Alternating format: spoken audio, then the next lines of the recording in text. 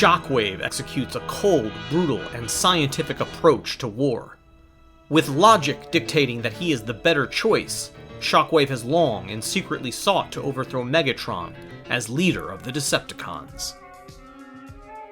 As a laser gun, he can emit lethal beams of energy from anywhere on the electromagnetic spectrum: gamma rays, X-rays, light, infrared rays, radio waves, etc.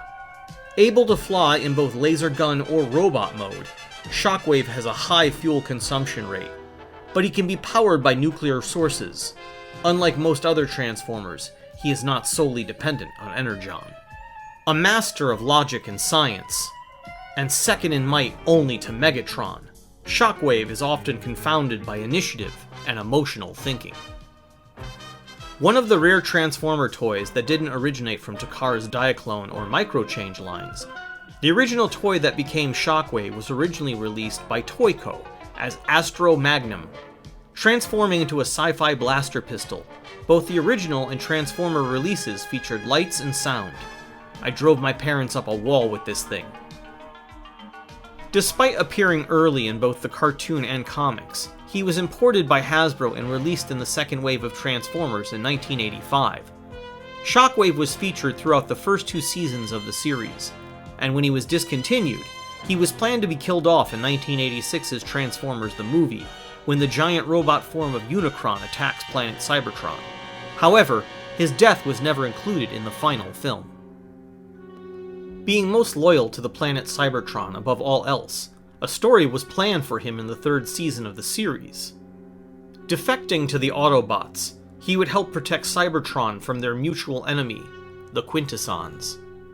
However, this storyline at the last minute was given over to Decepticon Blitzwing since Shockwave's toy had been discontinued. There are several reoccurring ideas that most versions of Shockwave come back to time and again, from experimental mad scientist to being an evil being of cold, pure logic, devoid of any emotion. In some stories, he's utterly loyal to Megatron, and in others, he is secretly plotting to take control of Cybertron for himself.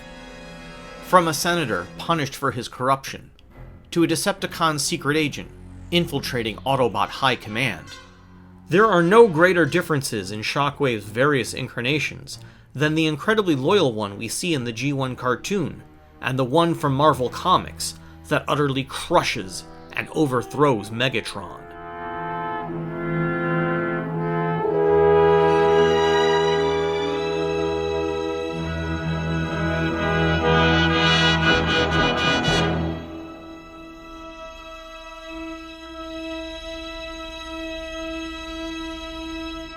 After being taken hostage, Sparkplug is forced against his will to help the Decepticons convert Earth fuel. In a series of overlapping flashbacks, we learn that this is not the first time that he was a prisoner of war. In a bizarrely rare team-up with Spider-Man, Sparkplug is freed and brought back to Autobot base. However, the reunion is not all celebration, as the Autobots learn that Sparkplug has helped the Decepticons convert fuel. Anger and accusations begin flying. This is where the comic takes a drastic turn. Sparkplug decides it is time for he and his son to leave. In the confusion, Jazz tries to stop them by blasting a wall of fire in their path. Sparkplug falls into cardiac arrest. Ratchet immediately brings him and Buster to the nearest hospital. Huffer reports to Optimus Prime that 5 members of the crew were awoken shortly after they crashed on prehistoric Earth.